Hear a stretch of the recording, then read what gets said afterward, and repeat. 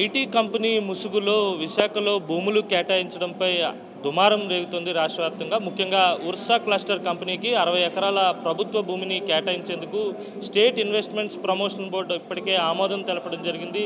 ఈ అంశానికి సంబంధించి మనతో మాట్లాడేందుకు ప్రముఖ విశ్లేషకులు సీనియర్ జర్నలిస్ట్ తెలకపల్లి రవికుమార్ ఉన్నారు. మాట్లాడదాం.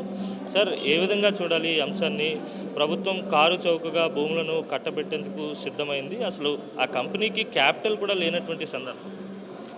అంటే ఉర్సా కంపెనీకి కూడా టీసీఎస్తో పాటు భూములు ఇస్తున్నారని వచ్చిన వార్త వాస్తవానికి జాతీయ మీడియాలో దాన్ని ఇన్వెస్టిగేటివ్ స్టోరీ తర్వాత ఇది వివాదాస్పదంగా మారింది.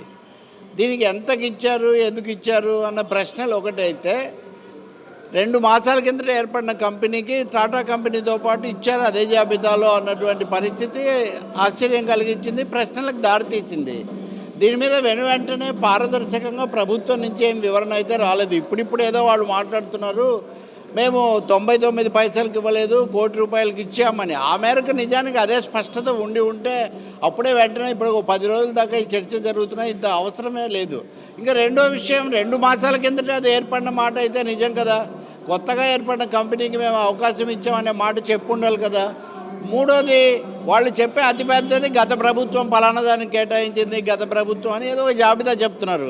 గత ప్రభుత్వం చేసినా ఈ ప్రభుత్వం చేసినా ఎవరు అధికారంలో ఉన్నా ప్రజలకు సంబంధించిన భూమి ప్రజలకు ఉండే విధంగా చూడటం ఎట్లా అనేది ముఖ్యమైన అంశం తప్ప ఈ దాపరికాలు, ఈ దాటవేతలు, ఆలస్యాలు, సమర్థనలు.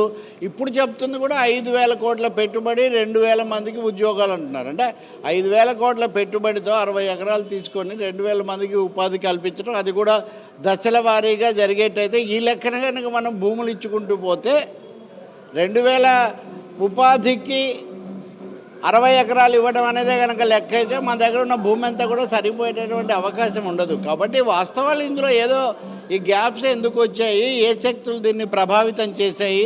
మూడవది, ఏదో కంపెనీని విమర్శిస్తుంటే స్థానిక ఎంపీగా ఉన్నటువంటి విజయవాడ ఎంపీగా ఉన్న కేశినేని నాని తమ్ముడు ఆయన ఒక ఆరోపణ చేస్తే చిన్ని ఎంపీగా ఉన్న చిన్ని దాన్ని ఖండిస్తున్నారు. అన్నదమ్ముల వ్యవహారంలాగా వాళ్ళిద్దరూ ఒకరికొకరు బాగా తెలిసిన వాళ్ళు. రెండవది, ఇప్పుడు ఇందులో వినిపిస్తున్న పేరు వివరణ వచ్చింది, సతీష్ అబ్బూరి అని అయింది.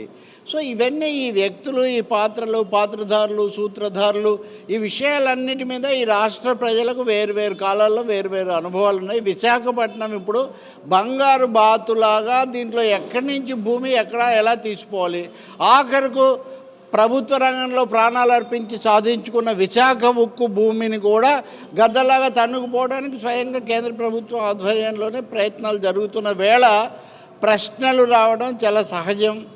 సందేహాలు సృష్టించింది ప్రభుత్వం యొక్క విధానం. తప్పకుండా అనుమానాలు, ఆక్షేపణలకు కారణమైంది అసలు 2 నెలలు కూడా కానీ ఊరు పేరు లేని ఒక కంపెనీ. ఇంకొక మాట కూడా చెప్పాలి, వీళ్ళకు అమెరికాలో చాలా ఎక్కువగా పెట్టుబడులు ఉన్నాయి, చాలా సంస్థలు ఉన్నాయని చెప్తున్నారు. గతంలో కూడా నేను చెప్తున్నాను, కేసులు వివాదాస్పదమైనవన్నీ కూడా కంపెనీ అసలు పేరుకు దగ్గరగా ఉండే ఇంకో పేరు పెట్టుకోవటము, ఆ పేరు తర్వాత మళ్ళీ మారడము, ఇవన్నీ కూడా జరిగాయి. కాబట్టి ప్రభుత్వం ఒక పారదర్శకతతో ఖచ్చితంగా ఉత్పత్తిని, ఉపాధిని పెంచే విధంగా చేస్తే బాగుంటుంది తప్ప ఉపాధి పేరుతో, అంటే వీళ్ళ కడుపు నింపడానికి వాళ్ళకు అన్నం పెట్టినట్టుగా వీళ్ళకేదో ఉపాధి కల్పించడం కోసం వాళ్ళకు భూములు ఇస్తున్నాం, వాళ్ళకు వసతులు కల్పిస్తున్నాం అంటే అది ఏమాత్రం చెల్లుబాటు కాదు. దీని మీద మరింత సమగ్రమైన విచారణ జరిపి ఇంకా ఈ విధంగా ఏమేమి ఉన్నాయి, అసలు ఒకరికి విలువైన భూములు కేటాయించేటప్పుడు దానికి ప్రాతిపదిక ఏమిటి, వాళ్ళ దగ్గర నుంచి తీసుకున్నటువంటి హామీలు ఏమిటి, ఇంతకుముందు తీసుకొని అమలు చేయనటువంటి వాళ్ళకు వేసిన శిక్షలు ఏమిటి, ఇలా తీసుకున్న చర్యలు ఏంటి, ఈ ప్రశ్నలన్నీ ఉన్నాయి. కాబట్టి ఇది కేవలం ఉర్సా ఒక్కదానికి సంబంధించిన అంశమే కాదు, ఒక ఉచితానుచితాలు చూడకుండా సంతర్పణలాగా భూములు కట్టబెట్టేటటువంటి ప్రభుత్వాలకు కనువిప్పు కలిగించేటటువంటి ఒక హెచ్చరిక.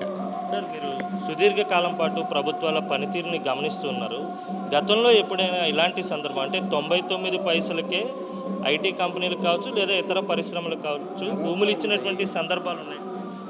99 పైసలు కూడా తీసుకోకుండా కూడా భూములు ఇచ్చిన సందర్భాలు చాలా ఉన్నాయి. చాలా రకాల ఉదాహరణలు కూడా ఉన్నాయి. అవన్నీ మన కళ్ళ ముందు కనిపిస్తున్నాయి. చాలాసార్లు శాసనసభ సాక్షిగా కిరణ్ కుమార్ రెడ్డి అసలు రాష్ట్ర విభజన జరగకముందు, ఈ ప్రభుత్వాలు రాకముందు కిరణ్ కుమార్ రెడ్డి ప్రభుత్వం ఒక కమిటీని నియమించింది. అప్పుడు భూములు తీసుకొని చెయ్యని వాళ్ళ దగ్గర నుంచి మళ్ళీ వాటిని రాబట్టడానికి ఏం చేయాలి అని ఒకరి మీద ఒకటి, ఇది పార్టీల మధ్య తగాదాలాగా కాదు, ఇది ప్రజలకు సంబంధించిన వ్యవహారం. భూమి సంపద, ప్రకృతి సంపద, పర్యావరణానికి సంబంధించిన అంశం. ఒకరు చేస్తే తప్పైంది, ఇంకొకరు చేస్తే ఒప్పు కాదు. ఒకరు చేస్తే తప్పైంది, ఇంకొకరు చేస్తే గొప్ప కాదు. అసలు ఈ విధానాన్నే భూముల సంతర్పణ, పొడుగు చేతుల పందేరం అంటారంటే చేయి పొడుగ్గా ఉన్నవాడు అందుకునే పరిస్థితి. ఈ పొడుగు చేతుల పందేరాన్ని ఆపాల్సిన అవసరం ఉంది. ఇంకొకటి కూడా, వరుసలో ఇంకెవరెవరు ఉన్నారు ఇంతకంటే సమర్థులు, ఇంతకంటే అర్హులు లేరా? 2 మాసాల్లో వచ్చిన వాళ్ళనే ఎందుకు ఏరికోరి వరించాల్సిన అవసరం ఉంది? ఇలాంటి ప్రశ్నలన్నీ వస్తాయి. ప్రశ్నలకు సమాధానం చెప్పాల్సిందే తప్ప ప్రతిపక్షాల మీద విరుచుకుపడడం వల్ల ఎంత మాత్రం ప్రయోజనం లేదు. వామపక్షాల నుంచి కూడా ఒక వాదన వినిపిస్తుంది. ఖచ్చితంగా భూములు కొట్టేయాలనే ఆలోచనతోనే విశాఖ లాంటి ప్రైమ్ ఏరియాలో భూములను సెలెక్ట్ చేసుకున్నారు, ఉద్దేశపూర్వకంగానే ఈ వ్యవహారం అంతా నడిచిందనేది బలంగా వినపడుతుంది. విశాఖపట్నం అనేది ద్రవ్య పెట్టుబడికి, ఫైనాన్స్ క్యాపిటల్ వాళ్లకు, అలాగే కార్పొరేట్లకు వాళ్ళ కన్ను దీని మీద పూర్తిగా ఉంది. గదల్లాగా ఇక్కడ వాటిని తన్నుకుపోవాలనేది ఉంది. ఇప్పటికి వరుసగా 2 ప్రభుత్వాల హయాంలో ఇక్కడ జరిగినటువంటి భూ కుంభకోణాల మీద సిట్లు వేసినప్పటికీ ఆ సిట్ల వెనక ఉన్నటువంటి చిత్రాలేవో ఇంతవరకు బయటికి రానటువంటి ఒక దారుణమైన పరిస్థితి ఉంది. నేను అడుగుతాను, ముందు ఆ సిట్ల నివేదికలు బయటపెట్టండి. ఆ పంచగ్రామాల వంచన ఏదో మీరు తేల్చండి. విశాఖ ఉక్కుకు సంబంధించిన భూములకు ఎసరు పెడుతున్నటువంటి వైనాన్ని ప్రజలతో పంచుకోండి. అదేం జరగదని విశాఖపట్నానికి ఇప్పుడు భరోసా కావాలి.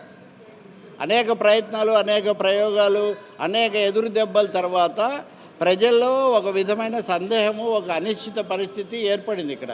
కాబట్టి విశాఖ సముద్రంలో తరచూ వాయు గుండాలు ఏర్పడటం ఇవి జరుగుతుంటుంది. ఇప్పుడు రాజకీయ వాయుగుండం ఏర్పడినటువంటి ఒక పరిస్థితి విశాఖపట్నంలో ఉంది.